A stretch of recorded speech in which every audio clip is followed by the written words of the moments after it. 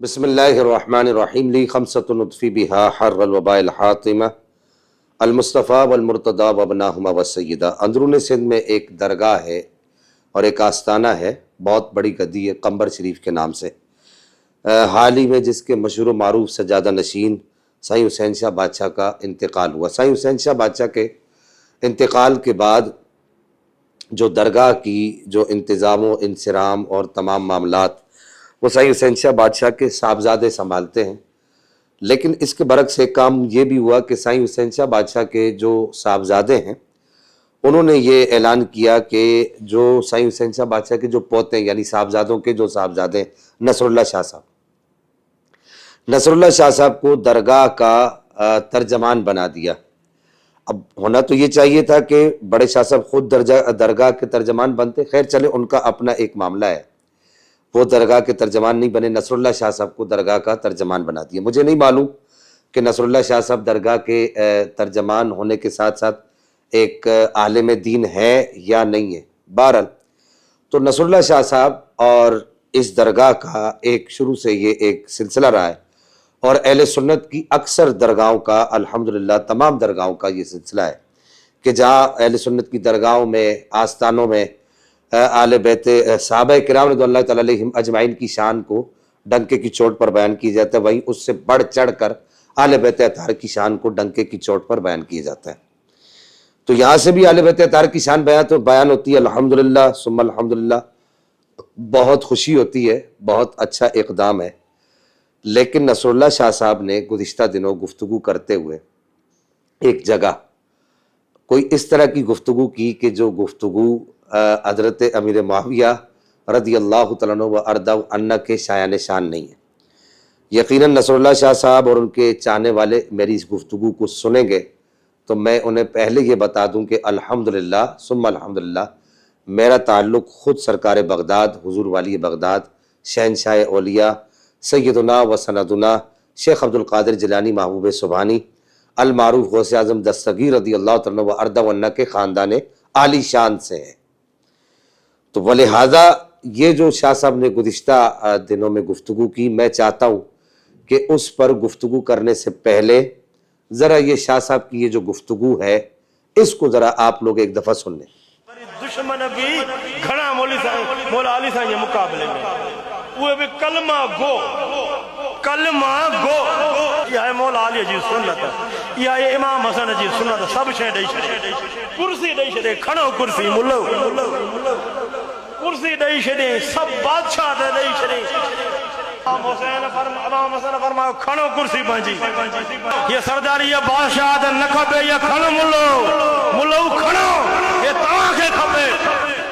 آپ نے شاہ صاحب کی یہ گفتگو سنی کہ یہاں پر شاہ صاحب کیا کہہ رہے ہیں، میں اس کا اردو ترجمہ کر دیتا ہوں۔ شاہ صاحب اس پر وضاحتیں پیش کر رہے ہیں، اردو ترجمہ کرنے سے پہلے میں یہاں پر یہ عرض کر دوں، شاہ صاحب اس پر اپنی وضاحتیں پیش کر رہے ہیں کہ میری یہ مراد تھی تو یہ تھی، نہیں جی اس طرح تھا تو اس طرح تھا۔ تو میں یہاں پر ایک بات عرض کر دوں کہ شاہ صاحب یہاں پر کوئی وضاحتوں کی ضرورت نہیں ہے۔ میں آپ کو، ٹھیک ہے آپ ہو سکتا ہے کہ عمر میں مجھ سے بہت چھوٹے ہوں یا بڑے ہیں، تو میں آپ کو بڑا ہونے کے ناطے، اگر آپ بڑے ہیں تو آپ کے بڑا ہونے کے ناطے، اور اگر آپ چھوٹے ہیں تو اپنے بڑا ہونے کے ناطے میں آپ سے یہ آپ کو ایک عرضی پیش کر رہا ہوں کہ آپ کا یہ انداز اہل سنت کا انداز نہیں ہے۔ آپ کا یہ انداز، اس کو آپ کسی غلط رنگ میں بھی نہ لے کر جائیے گا، اس میں کوئی آپ کو ہٹ کرنا مقصود نہیں ہے۔ ابھی تک علماء اہل سنت آپ کو اپروچ کرنے کی کوشش کر رہے ہیں اور آپ کو یہ کہہ رہے ہیں کہ یہ آپ کا یہ انداز درست نہیں ہے شاہ صاحب۔ ابھی ہم آپ کو معروضات پیش کر رہے ہیں، اگر آپ اس پر نظر ثانی کریں گے اور آپ کو یہاں پر وضاحت دینے کی کوئی ضرورت نہیں ہے، آپ کو سیدھا سیدھا رجوع ہے۔ وجہ کیا ہے اس کی کہ میں اب ان کی اس گفتگو کا ترجمہ کرتا ہوں۔ یہ ترجمہ آپ ذرا سنیے، ان کی گفتگو کا ترجمہ کیا ہے۔ کہتے ہیں کہ پھر دشمن بھی بہت زیادہ مولا علی کے مقابلے میں، اور وہ بھی کلمہ گو یہ ہے مولا علی کی سنت، یہ ہے امام حسن کی سنت، سب چیز دے دی، کرسی دے دی، اٹھاؤ کرسی ملو، کرسی دے دی، ساری بادشاہت دے دی۔ امام حسن نے فرمایا غلطی میں، امام حسن نے فرمایا اٹھاؤ کرسی اپنی، یہ سرداری یہ بادشاہت نہیں چاہیے، یہ اٹھاؤ ملو یہ تم لوگوں کو چاہیے۔ اب یہ ترجمہ ہے اس کا جو شاہ صاحب نے گفتگو آپ نے شاہ صاحب کی سنی۔ اب یہاں پر شاہ صاحب غلطی انسان سے ہو جاتی ہے. آپ یہاں پر وضاحت دے رہے کہ میری مراد یہ نہیں تھی کہ اٹھاؤ کرسی ملو، اس سے مراد میں جو ہے اپنے دور کے مولویوں کو لے رہا تھا. تو شاہ صاحب پھر آپ تیاری کریں. آپ یہ جو پڑھ رہے ہیں یہ کہہ رہے ہیں کہ آپ کہہ رہے ہیں کہ جی امام حسن کی سنت یہ کہ کرسی دے دیتے ہیں، تو آپ کی مراد جو ہے اپنے دور کے ملا ہے، اگر حضرت معاویہ نہیں ہے. ایک عام آدمی بھی آسانی سے یہ فیصلہ کر سکتا ہے کہ آپ امام حسن کے مقابلے میں جس کی بات کر رہے ہیں وہ حضرت معاویہ کی بات ہے، لیکن آپ نہیں مانتے. تو میں آپ کو صرف ایک عرض کرتا ہوں،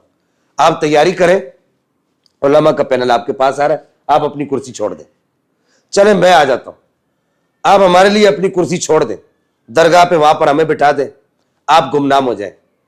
آپ کبھی بھی، یہ زمین اوپر جا سکتی ہے، آسمان نیچے آ سکتا ہے، آپ اس کرسی کو کبھی بھی نہیں چھوڑ سکتے. یہ بڑی مزیدار کرسی ہے شاہ صاحب، اس کرسی کو آپ نہیں چھوڑ سکتے. تو یہ جو کرسی ہے، یہ جس کے مقابلے میں آپ بات کر رہے ہیں، اس سے آپ کو بات آسانی سے سمجھ آئے گی کہ یہ حضرت میرے معاویہ ہی کو آپ نے ہٹ کیا ہے. اگرچہ آپ سے نادانستہ طور پر ہوا ہے، دانستہ طور پر نہیں ہوا، لیکن یہ بات حضرت میرے معاویہ کی طرف ہی جاتی ہے. اس کے بعد میں آپ سے یہ عرض کروں گا کہ آپ مکتوبات شریف پڑھ لیجئے امام ربانی کے. آپ سلسلہ نقشبندیہ کو ریپریزنٹ کرتے ہیں تو امام ربانی مجلد ثانی نے مکتوبات شریف کے اندر 6 مقامات پر حضرت عبداللہ ابن مبارک کا یہ قول لکھا ہے کہ آپ سے پوچھا گیا حضرت عمر بن عبدالعزیز اور حضرت معاویہ کے مابین تقابل کے باب میں، تو آپ نے فرمایا کہ حضرت معاویہ جو رسول اللہ کے ساتھ گھوڑے پر سوار ہوئے تو اس وقت آپ کے گھوڑے کے نتنوں میں جو مٹی لگی وہ مٹی بھی حضرت عمر بن عبدالعزیز سے افضل ہے. یہ امام ربانی کا مذہب ہے، یہ امام ربانی کا مسلک ہے. اور پھر امام ربانی مکتوبات شریف کے اندر مختلف مقامات پر اپنے مریدین کو تنبیہ کرتے ہیں کہ عقیدہ اہل سنت کو اپنانا، عقیدہ اہل سنت کو اپنانا. تمام صحابہ کرام رضی اللہ تعالی علیہم اجمعین کا ادب کرنا، اگر ان کی بارگاہ میں کوئی ہلکی بات ہو گئی تو اس سے رجوع کر لینا، یہ امام ربانی جگہ جگہ کرتے. اور ایک جگہ تو اپنے مرید خاص جو آپ کے خاص مرید تھے شیخ بدخشی، ان کو آپ نے بڑی تنبیہ اور زجر اور توبیخ کی کہ آپ نے کہا کہ تمہیں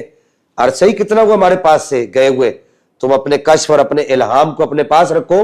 اس کے اوپر یقین نہیں کرو. علماء اہل سنت شکر اللہ سعیہم، کہ علماء اہل سنت نے جو عقیدہ میں دیے اسی عقیدے پر رہو. اور آپ خواجہ عبید اللہ احرار کا ایک مکتوب کوڈ کرتے ہیں کہ آپ فرماتے ہیں کہ خواجہ عبید اللہ احرار جو سلسلہ نقشبندیہ کے سر خیل ہے، وہ فرمایا کرتے تھے